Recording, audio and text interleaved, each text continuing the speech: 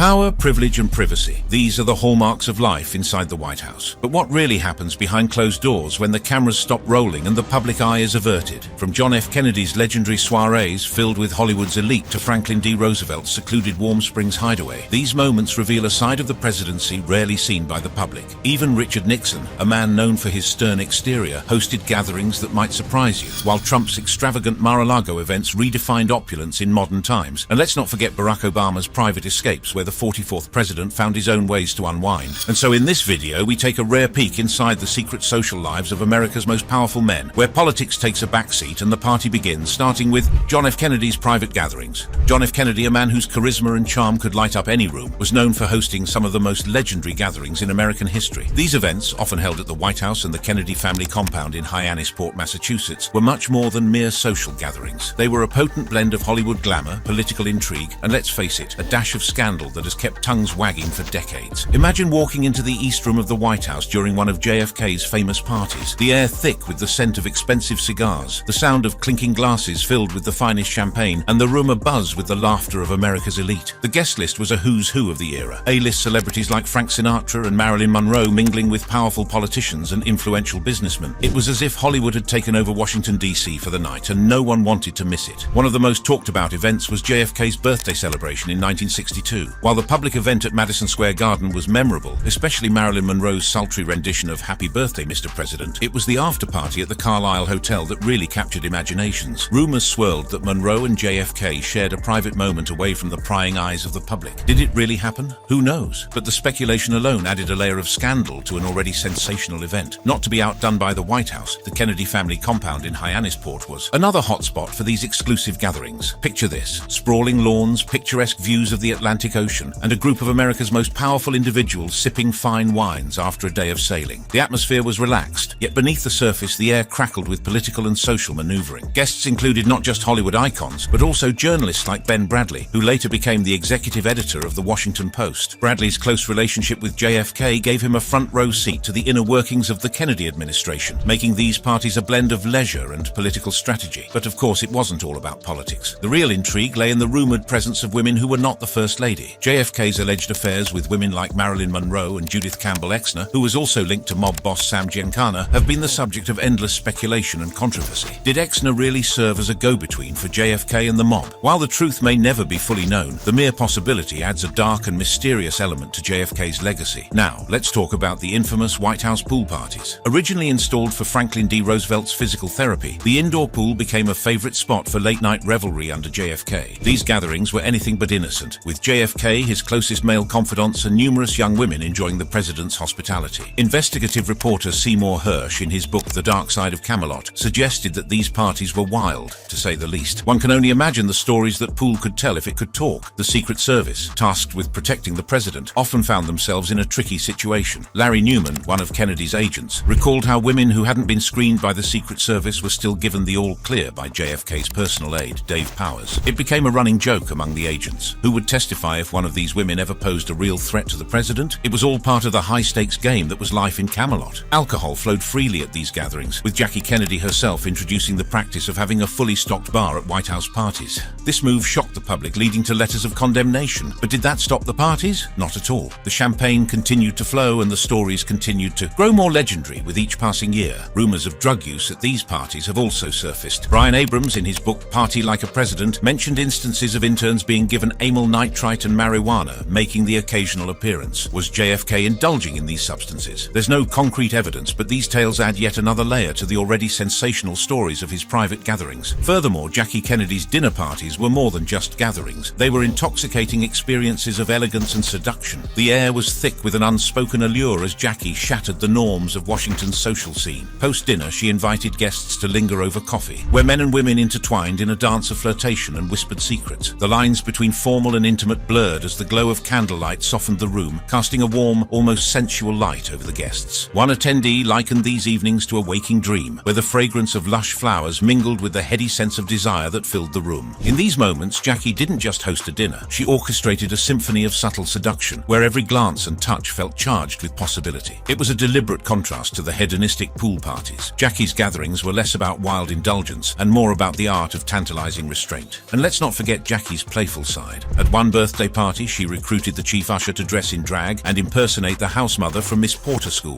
These light-hearted moments provided much-needed relief during stressful times, adding a touch of humor to the Kennedy legacy. As we leave the glamour of Camelot behind, let's explore the warm, secluded hills of Georgia, where Franklin D. Roosevelt sought refuge from the relentless pressures of leadership. The gatherings at Warm Springs may have been more intimate and informal than JFK's, but they were no less significant in shaping the course of history. Franklin D. Roosevelt's Warm Springs Retreat. Franklin D. Roosevelt's Warm Springs Retreat is more than just a footnote in history. It's a place steeped in mystery, camaraderie, and a touch of scandal. Tucked away in the picturesque hills of Georgia, this retreat served as a sanctuary where the 32nd President of the United States could escape the pressures of the Oval Office. But what made Warm Springs so special wasn't just the warm, therapeutic waters that drew Roosevelt back time and again. It was the sense of freedom, relaxation, and deep connection that he found in this hidden haven. Roosevelt's relationship with Warm Springs began in 1924, when he first visited the area seeking relief from the debilitating effects of polio. The mineral-rich waters provided physical therapy, but more than that, they offered Roosevelt something even more precious, a place where he could shed the burdens of his office and simply be frank. Over the years, this retreat evolved from a therapeutic escape into a personal sanctuary where he could recharge, surrounded by nature and the people who understood him best. The gatherings at Warm Springs became legendary, but not in the way one might expect. These weren't formal state dinners or high-stakes political meetings. No, the gatherings at Warm Springs were intimate, informal, and filled with laughter. Roosevelt often hosted close friends, family members, and trusted political allies. Picture this: Eleanor Roosevelt sharing stories by the fire, Harry Hopkins engaging in deep discussions, and Roosevelt himself, card game in hand, relishing in the simple joys of life. These were the moments that recharged Roosevelt's spirit, the quiet respites that allowed him to return to the nation's helm with renewed vigor. What made these gatherings so fascinating was the contrast they presented to Roosevelt's public persona. In Washington, he was the indomitable leader steering the nation through the Great Depression and World War II. But at Warm Springs, he was just Frank, the man who loved birdwatching, enjoyed a good joke, and cherished the company of those closest to him. Imagine the scene: the President of the United States, a man burdened with the weight of the world, shedding his formal title to simply enjoy a swim in the warm waters or a quiet evening of conversation. It's almost as if Warm Springs allowed Roosevelt to reclaim a piece of his humanity away from the relentless demands of his office. But let's not forget the strategic importance of these gatherings. While Warm Springs was undoubtedly a place of relaxation, it was also a hub of candid discussions and strategic planning. Roosevelt and his inner circle would engage in deep, unfiltered conversations about the nation's most pressing challenges. In this informal setting, ideas flowed freely, unencumbered by the formalities of Washington, D.C. One might wonder, did the relaxed atmosphere at Warm Springs lead to some of the most innovative strategies of Roosevelt's presidency? It's not hard to imagine that some of the nation's most critical decisions were shaped in this secluded retreat, far from the prying eyes of the capital. And speaking of prying eyes, the presence of influential figures from various walks of life added a tantalizing air of seduction to these gatherings. Hollywood starlets with their sultry gazes, renowned authors with their intellectual charm, and even foreign dignitaries with their exotic allure all converged in a heady mix of power and desire. Warm Springs became not just a melting pot of ideas, but a simmering cauldron of passion and temptation, where politics, culture, and diplomacy intertwined in the most intimate of ways. Can you picture the scene? A Hollywood starlet, her dress slipping provocatively off one shoulder, sipping tea as she exchanges flirtatious glances with a foreign dignitary, their conversation laced with double entendres and hidden meanings, all under the knowing, watchful eye of Roosevelt himself. The sensual intrigue and mystery of these gatherings only heightened the irresistible allure of Warm Springs. Roosevelt's children, particularly his daughter Anna, also played a significant role in the Warm Springs gatherings. Anna was not just a daughter, she was a confidant, a source of emotional support, and a constant presence at her father's side. She was there during some of the most critical moments of his presidency, including the Yalta Conference in 1945. In many ways, Anna's presence at Warm Springs was a reminder of the deep familial bonds that sustained Roosevelt through the darkest days of his presidency. But not everything about Warm Springs was serene. Despite its relaxed atmosphere, the retreat was not without its share of drama and controversy. Critics often accused Roosevelt of neglecting his presidential duties during his stays at Warm Springs, but those in the know understood that these gatherings were essential to his well-being. The retreat provided him with the mental and emotional rejuvenation necessary to tackle the immense challenges of his presidency. It's almost ironic, isn't it? The very place where Roosevelt was accused of shirking his duties was in fact the crucible where he regained the strength to lead the nation. Warm Springs also had its fair share of secrets and scandals. Rumors of clandestine meetings and covert discussions swirled around the retreat. Some speculated that Roosevelt used the secluded location to conduct sensitive negotiations away from the prying eyes of the press and political adversaries. These whispers only added to the mystique of Warm Springs, transforming it from a simple retreat into a place of fascination and intrigue. Was it just a sanctuary, or was it something more? At Warm Springs, Roosevelt's gatherings were as different from JFK's as night is from day. Where Kennedy's parties were flashy and public,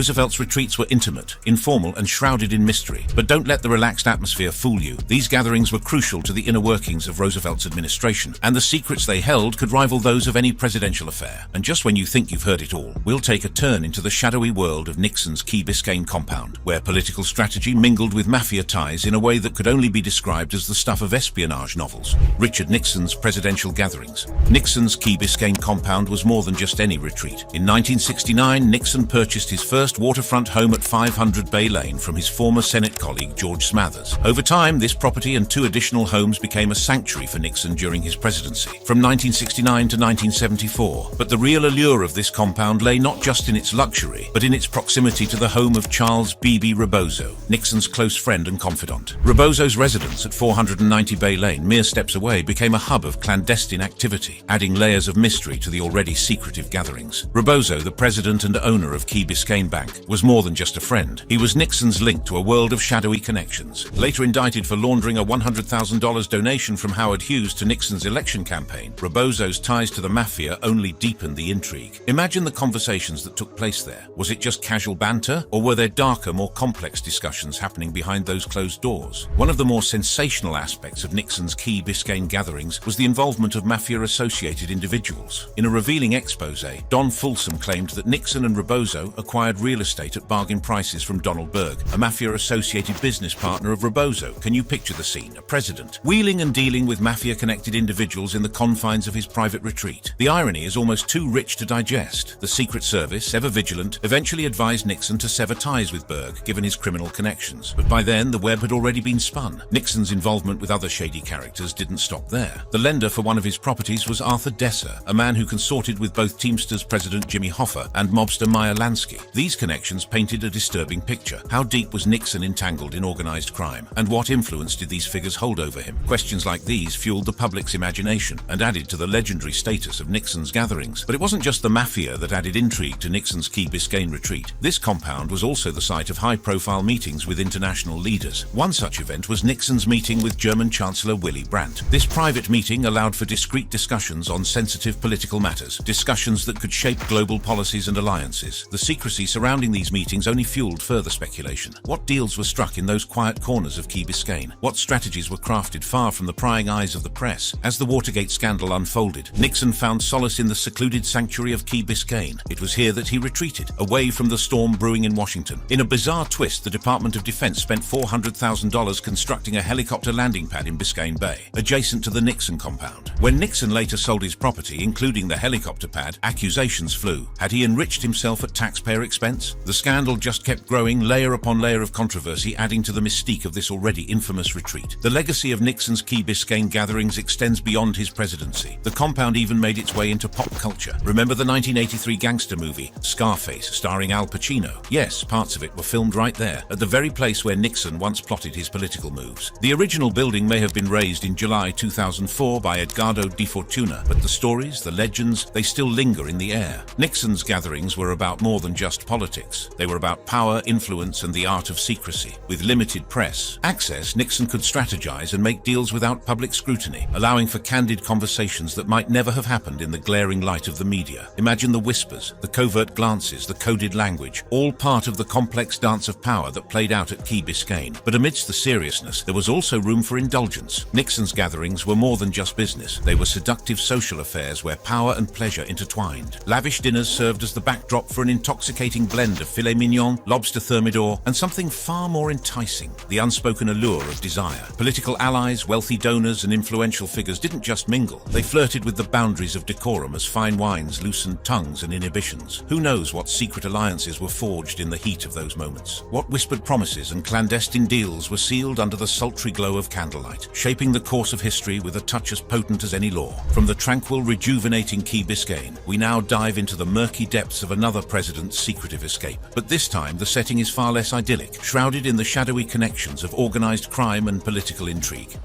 Clinton private escapes. Bill Clinton's Camp David weekends were anything but ordinary presidential retreats. They were the stuff of legends, buried in secrecy and filled with intrigue. But what really happened during those exclusive gatherings? And why did they become so infamous? Initially, Clinton wasn't a fan of Camp David. He found it too remote, too quiet. For the first 17 months of his presidency, he avoided the retreat like the plague, preferring the hustle and bustle of the White House. But as the pressures of the presidency mounted, something changed. By 1994, Clinton had found solace in the secluded haven. Far from the relentless scrutiny of the media, Camp David became his go-to escape, a place where he could let his guard down and perhaps let his hair down too. Unlike his predecessor George Bush, who loved hosting house parties at the retreat, Clinton preferred a more intimate setting. His guest list was tightly controlled, with only a select few invited to these hush-hush weekends. No aides, no reporters, and certainly no friends of friends. It was a time for Clinton to unwind and engage in candid discussions, free from the prying eyes of the press and the fear of public backlash. The timing of these gatherings was no coincidence. One of the most notable periods of Clinton's Camp David escapades coincided with the Monica Lewinsky scandal. As the scandal reached a fever pitch, Clinton retreated to Camp David, seeking refuge from the relentless media storm. Were these weekends just about relaxation, or were they strategic retreats where Clinton plotted his next moves? The line between the two seemed to blur. The Clintons' initial aversion to Camp David gave way to frequent visits, especially after 1994. What changed? Was it the allure of the heated swimming pool at Aspen Lodge, or the quiet contemplation by the fish pond, or was it Hillary's influence? It was she who surprised her husband with a Father's Day trip to the retreat, pulling him back into the fold. Hillary's role in these gatherings cannot be overlooked. She created an environment where her husband could relax and recharge, away from the pressures of the Oval Office. And then there were the guests, high-profile politicians, business leaders, and even celebrities. Imagine the conversations, the deals made, the secrets shared in those secluded cabins. What really happened during those weekends? The secrecy surrounding Clinton's Camp David gatherings has fueled endless speculation. Were they just about relaxation, or was there something more? These private weekends, though controversial, were crucial for Clinton. They offered him a chance to escape, to regroup, and to plan. But they also raised questions about transparency, about the use of taxpayer money, and about what it really takes to unwind when you're the leader of the free world. What happens at Camp David, it seems, doesn't always stay at Camp David. As the laughter and scandalous whispers from Clinton's private gatherings fade into history, another president's secret sanctuary emerges. A place where power met peace and where the pressures of leadership were momentarily forgotten. But unlike the glitz and glamour of Kennedy's parties, this retreat was a world away from Washington's bustling corridors.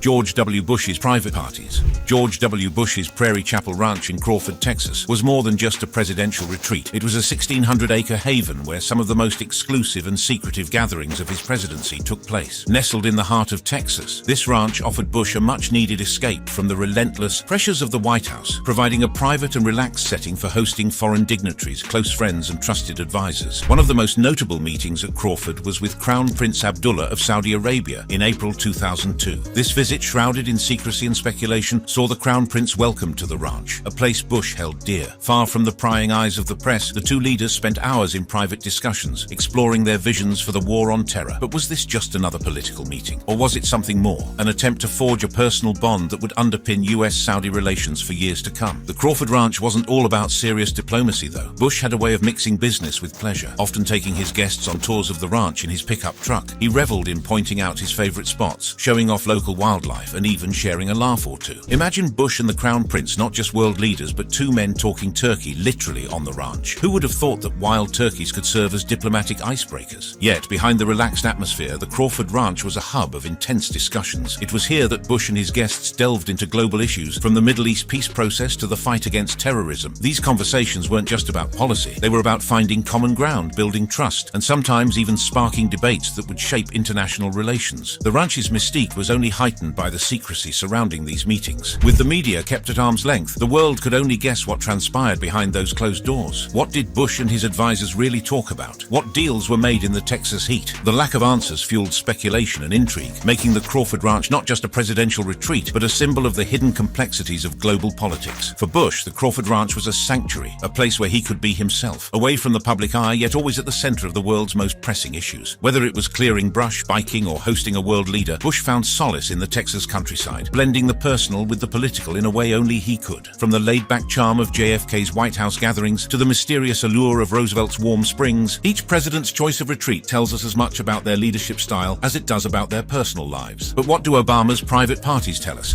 Barack Obama's private escapes. Barack Obama's private parties have always been shrouded in a veil of secrecy and speculation. What really happens when the former president hosts a gathering? The locations are nothing short of iconic, from the tranquil shores of Martha's Vineyard to the bustling bustling streets of Washington, D.C., with guest lists that read like a who's who of celebrities, political allies, and influential figures. Let's start with Martha's Vineyard, where Obama's private gatherings have become the stuff of legend. Imagine a quiet Thursday evening, Obama dining at Beach Road Restaurant in Vineyard Haven. As the sun sets, he takes a seat on the porch overlooking the serene lagoon pond. The air is filled with the aroma of upscale cuisine, and the conversation flows as freely as the wine. Who wouldn't want to be a fly on the wall at such an event? The guest list is always a mystery, sparking endless curiosity and rumors. Was that a Hollywood A-lister? A powerful senator? Perhaps both? The next night, as fireworks light up the sky in Oak Bluffs, the Obamas watch from a secluded residence on Seaview Avenue. While the crowds scatter across Ocean Park, the former first couple enjoys the spectacle in private. Whispers swirl about who might be joining them. Could it be an entertainment mogul or maybe a tech billionaire? The secrecy only adds to the allure, but it's not all high-profile dinners and exclusive fireworks displays. Sometimes, Obama just wants to bowl. Yes, you read that right. A former president knocking down pins at the Barn Bowl and Bistro, the island's only bowling alley. Picture him, casually dressed, laughing and joking with friends as Secret Service agents discreetly ensure his privacy. Isn't there something amusing about the idea of Obama, known for his smooth diplomacy, focusing intently on scoring a strike? And then there are the golf games at Farm Neck in Oak Bluffs. One day, he's hitting the links with NBA stars like Steph Curry and Ray Allen. The next, he's paddling across Edgartown Great Pond, perhaps contemplating whether to buy a sprawling estate there. The idea of Obama, once the most powerful man in the world, casually deciding on a 30-acre property as if it's just another day. It's almost too good to be true. But whether it's a star-studded party in Washington, D.C., or a laid-back evening on Martha's Vineyard, one thing is certain. The mystique surrounding Obama's private gatherings will continue to captivate and intrigue us. After all, who wouldn't want an invite to one of these exclusive events? Trump's opulent Mar-a-Lago events. Mar-a-Lago Grand Ballroom is more than just an architectural marvel. It's the epicenter of some of the most talked-about events in recent memory. One such event was the Halloween party of 2023. Imagine this: Trump under the shadow of a $250 million lawsuit from New York Attorney General Letitia James, yet not a hint of worry crossed his face as he threw one of the most extravagant parties of the year. Only Trump could pull off such a spectacle with a lawsuit hanging over his head, right? Guests arrived in costumes that ranged from the creative to the outrageous, turning the ballroom into a carnival of surrealism. Trump, in true Trump fashion, showed up in his signature suit. No costume, no disguise, just Trump being Trump. Some say it was the ultimate power move. After all, why dress up when you're already the main attraction? He personally selected the music, and as the crowd roared with approval, it was clear that this was more than just a party. It was a celebration of Trump's indomitable spirit. Then, out of the blue, Melania made her entrance. The former First Lady had been absent from public events for 7 months, making her appearance even more of a shocker. As she walked into the ballroom, Metallica's Enter Sandman blared through the speakers, setting the tone for her understated yet powerful presence. A TikTok video quickly went viral, capturing the moment she walked ahead of Trump, dressed in a simple dark dress devoid of any Halloween theatrics. The message was clear. Melania didn't need a costume to make a statement. The guest list read like a who's who of Trump's inner circle. Donald Trump Jr.'s fiancée, Kimberly Guilfoyle, made a splash as Snow White, while others like Lynn Patton and Tracy Lawrence added their own flair to the evening. But the event was more than just a night of costumes and music. It was a reflection of the loyalty and admiration that Trump commands. But let's be real, Mar-a-Lago is not just about Halloween parties. Since Trump left office in 2021, it's become a political mecca, a White House in exile, where political fundraisers and ultra-right organizations flock to secure Trump's endorsement. Whether it's Turning Point USA's annual gala or the America First Policy Institute's fervent gatherings, Mar-a-Lago has evolved into a hub for those who believe in Trump's vision. Some might call it the ultimate power play, while others see it as the beating heart of the MAGA movement. Despite the grandeur of the events and the loyalty of his followers, there's no denying that Trump has benefited financially from this transformation. Mar-a-Lago's profits have soared, with membership fees skyrocketing to $600,000 in 2022. The estate has become more than just Trump's residence. It's a symbol of his enduring influence and a cash cow that keeps on giving. So, what's the real allure of Mar-a-Lago? Is it the luxury,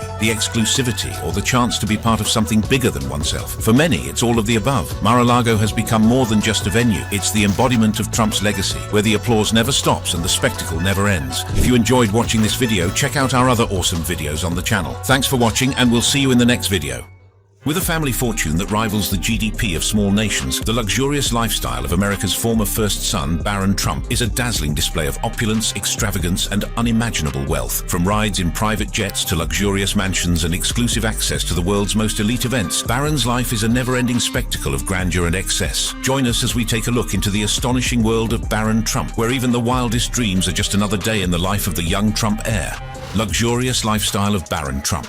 Born on March 20th, 2006 in New York City, Barron's life was a fairy tale come true. With half-siblings ages ahead of him, ranging from 13 to 28 years, Barron was the baby prince of the family and was effectively raised as an only child. Donald Trump, Barron's father, who has a net worth of $7.5 billion, is a well-known real estate mogul and television personality who gained fame through his business ventures and his reality TV show, The Apprentice. His mum, Melania Trump, was also a stunning model turned first lady. Together, they gave Barron a life of unapologetic extravagance. Growing up in the heart of Manhattan, Barron's early years were spent in the luxurious Trump Tower. This iconic skyscraper, located on Fifth Avenue, served as the backdrop for Barron's childhood. Unlike most children, Barron had an entire floor of the high-rise to himself. Imagine having a whole floor of a skyscraper as your personal playground. It was a life of unchecked indulgence where every whim was catered to and every fantasy was within reach. This extravagant lifestyle allowed him to indulge in his interests and hobbies without any limitations. The Trump family's wealth and influence also provided Barron with unique experiences that most children could only dream of. He spent quality time with his father at their Mar-a-Lago residence in Palm Beach, Florida. The sprawling estate, often referred to as the Winter White House, boasts luxurious amenities, including a golf course, swimming pools, and private beaches. Barron and his father enjoyed playing golf, dining together, and spending family time in this lavish setting. In addition to these luxuries, Barron Trump's early exposure to the media began almost immediately after his birth. In May 2006, almost 2 months after he was born, Barron made his television debut on The Oprah Winfrey Show, a moment that introduced him to the world. While on the show, Oprah's longtime friend Gayle King also conducted an exclusive interview with Donald and Melania Trump, and here the couple proudly introduced their newborn son, Barron, to the world. When asked what it was like to have a baby again after so many years, Donald Trump beamed with pride, happiness, and fulfillment that Barron's arrival brought to the family. Melania Trump, equally glowing, shared her thoughts on Donald's role as a father. She revealed that Donald was great with the baby and spent time with him every morning watching television and reading newspapers. During the interview, King was introduced to Barron, who was quite fussy at the time. Despite his fussiness, the world couldn't help but be captivated by the youngest Trump. The name Barron was also a topic of discussion. Donald revealed that it was a name he had always loved but never dared to use until now. From here on, it was obvious that Barron's early television appearance was just the beginning of his life in the spotlight. As the son of a billionaire businessman and a former supermodel, there was no escaping the attention to the opulence surrounding his life. When it comes to Barron Trump's wealth, estimates say he's sitting on a whopping $60 million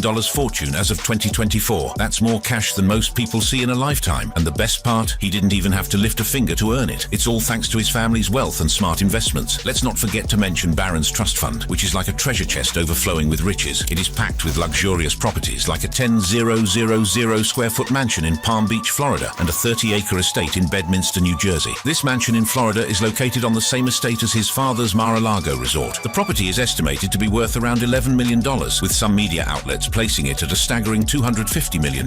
At the same time, his 30-acre estate in Bedminster is estimated to be worth around $19 million. The property includes a 7,000 square foot mansion, a golf course, and a swimming pool. That's not all. Barron also owns a piece of some of the hottest tech companies around. He's got stakes in Amazon, Alphabet, Microsoft, Apple, Meta Platforms, Tesla, Berkshire Hathaway, JP Morgan Chase, United Health Group, Home Depot, and Visa. That's like having a finger in every pie, and we mean a very lucrative pie, and with 25% of his trust fund. Invested in these stocks, Barron's wealth is set to grow faster than anyone can imagine. Talking about Barron Trump's luxurious lifestyle, even his early childhood is a tale of luxury and opulence that most can only dream of. As the youngest Trump child, his life was destined to be filled with the finest things money could buy, and his parents, Donald and Melania Trump, made sure of it. One of the most sensational gifts Barron received as a newborn was a golden baby carriage, present from none other than Ellen DeGeneres. Imagine being pushed around in a pram made of gold. This extravagant gift set the tone for Barron's early years, where luxury was the norm rather than the exception. The golden baby carriage was not just a symbol of wealth, but also a statement of the lavish lifestyle that awaited Barron. Barron's home environment was equally opulent. He spent his early years in the Trump Tower penthouse, a triplex apartment that is the epitome of luxury. Located on Fifth Avenue in New York City, the Trump Tower is an iconic building, and the penthouse is its crown jewel. Adorned with marble and gold, the penthouse is a mansion in the sky, offering breathtaking views of Central Park and the Manhattan skyline. In this lavish setting, Barron had an entire floor dedicated to him. Yes, you heard that right, an entire floor. While most children are thrilled to have their own bedroom, Barron had a nursery, living room, kitchen, and quarters for his mother and nannies, all on his own floor. The nursery was designed in the Louis XIV style, complete with intricate designs and luxurious furnishings. It was a space fit for a young prince, reflecting the grandeur and elegance of the French monarchy. Melania Trump, Barron's mother, was deeply involved in creating this luxurious environment for her son. She took great pride in ensuring that Barron had the best of everything. In fact, one of the most unbelievable aspects of Barron's early life was his skincare routine. In 2013, Melania launched her own skincare line featuring a caviar-infused moisturizer called Caviar Complex C6. Yes, this was not just any moisturizer, it was a high-end product designed to provide the ultimate in skincare luxury. Melania later revealed that she applied this caviar-infused moisturizer on Barron every night from head to toe. Imagine a 7-year-old being pampered with such an extravagant skincare routine. If caviar moisturizer after your baby's bath is not the epitome of luxury, then we aren't sure what is. Barron's early childhood was a blend of opulent living and high-end pampering. And guess what? The golden baby carriage, the dedicated floor in the Trump Tower penthouse, and the caviar-infused moisturizer were just the beginning.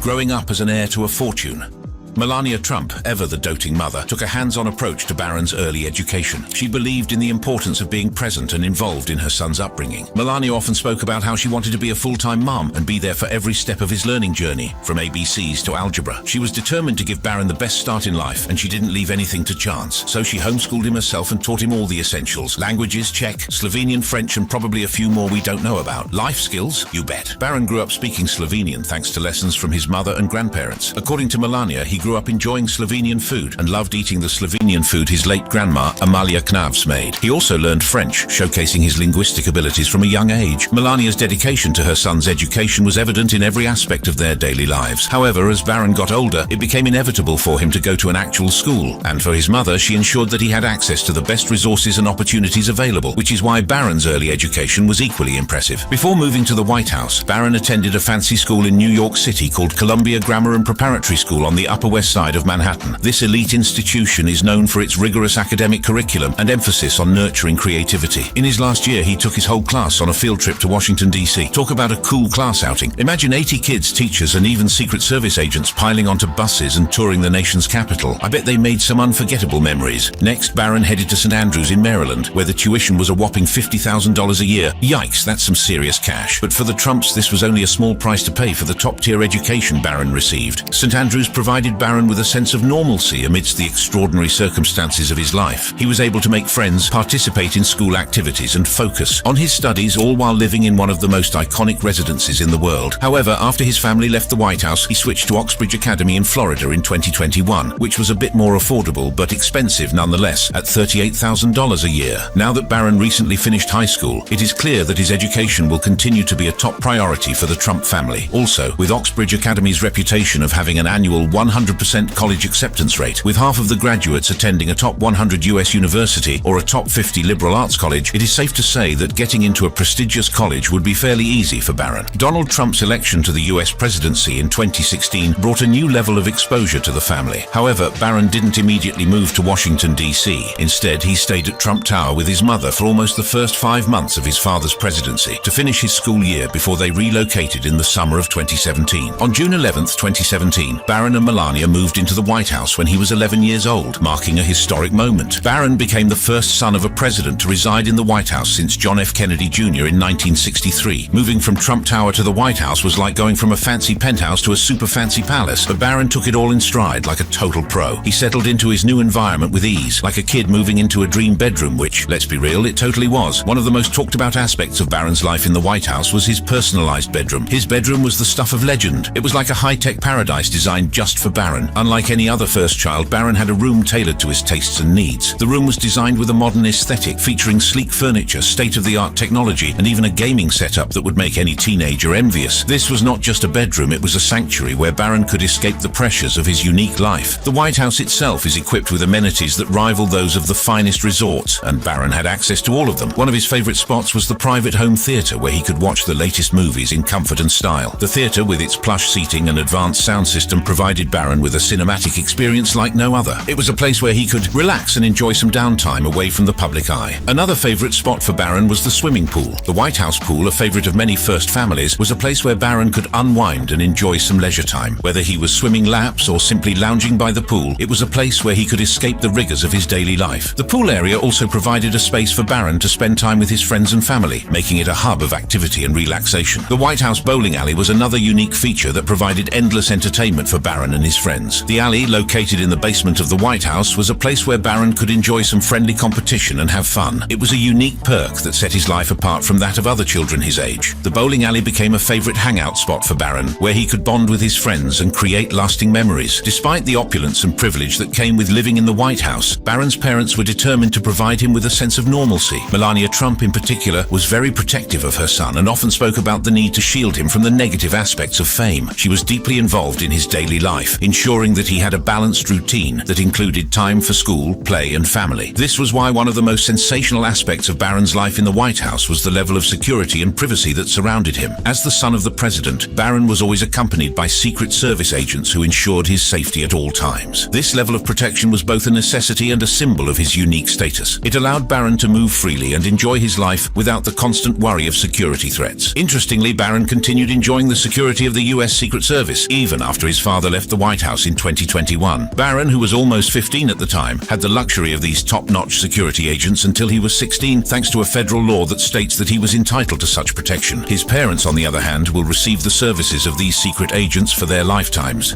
Barron Trump's fashion and public opinion.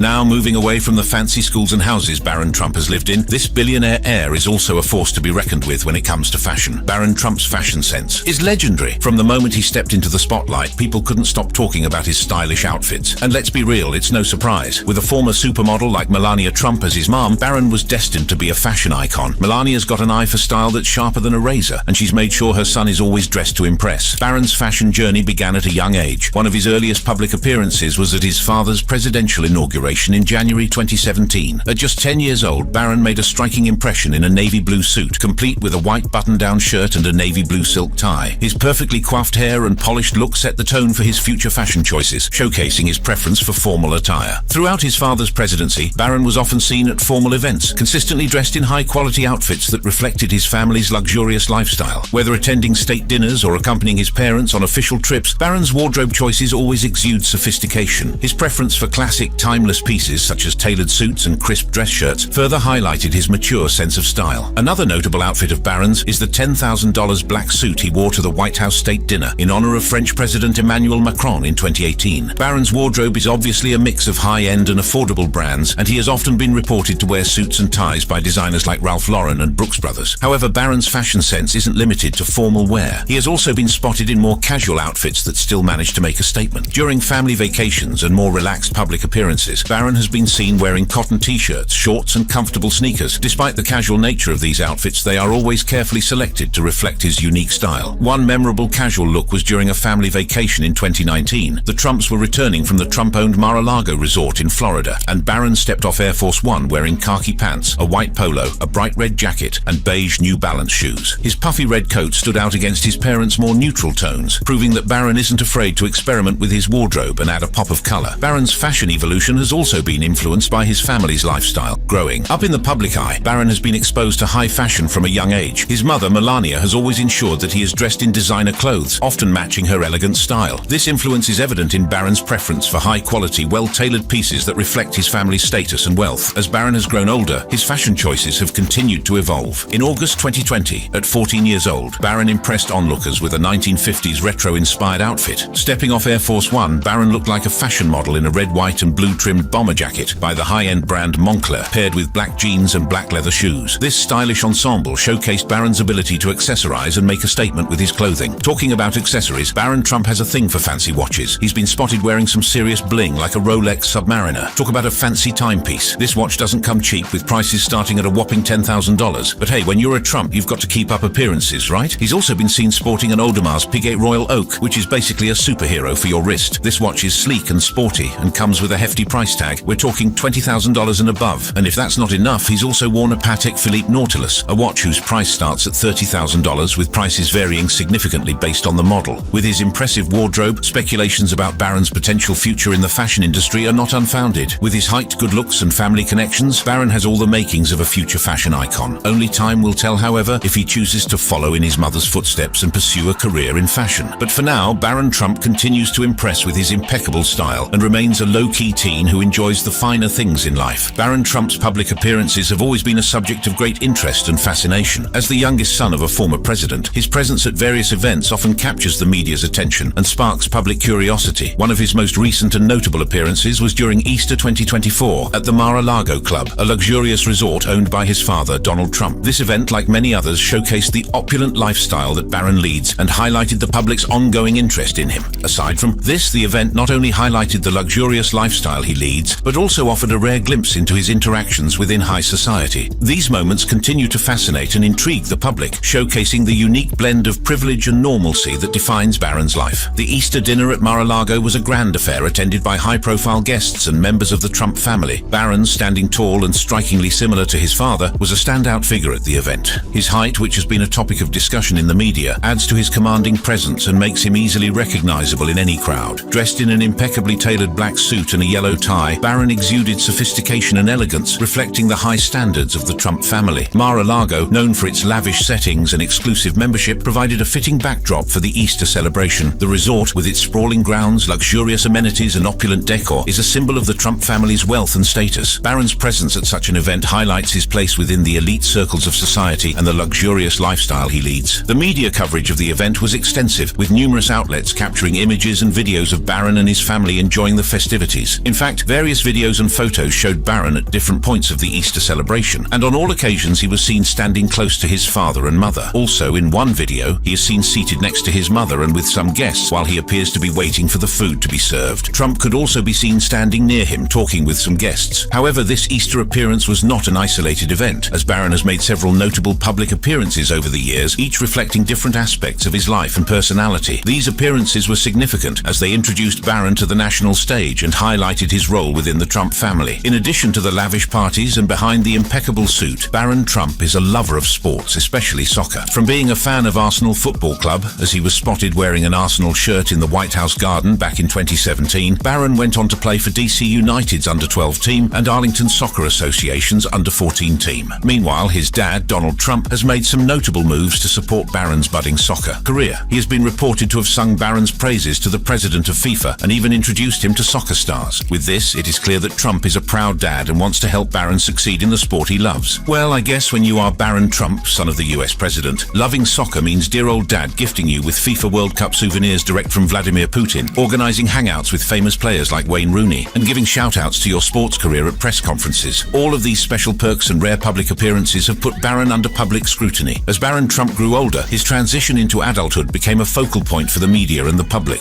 In fact, turning 18 in March 2024 marked a significant milestone, not just for Baron, but also for the way he was perceived by the world. The youngest Trump was no longer just a child in the shadow of his famous parents. He was stepping into his own spotlight. A former NBC executive has also recently suggested that Baron, now an adult, was no longer off limits to public criticism. This statement opened the floodgates for online commentary, with many asserting that Baron was now fair game for critique and, of course, ridicule. One of the most notable developments following Baron's 18th birthday was his announcement as a Florida delegate to the Republican National Convention. This move thrust him further into the political arena, a space dominated by his father. Despite the increased scrutiny, Baron appeared relatively unbothered by the attention as he seemed ready to carve out his own space in the political arena. The former president also once mentioned that Baron does like politics and often gives his father advice. This interest in politics could hint at a future role in the political landscape, following in his father's footsteps. However, in a surprising turn of events, Baron declined the opportunity to support his father in his campaign for the Republican presidential nomination as a delegate due to prior commitments. This unexpected withdrawal came just before Baron graduated from Oxbridge Academy in West Palm Beach, Florida. As Baron steps into adulthood, the luxurious lifestyle he has grown accustomed to will undoubtedly continue. From designer clothes to lavish estates, his life is proof of the wealth and privilege of the Trump family. But with this luxury comes the inevitable public scrutiny, which has only intensified now that he is an adult.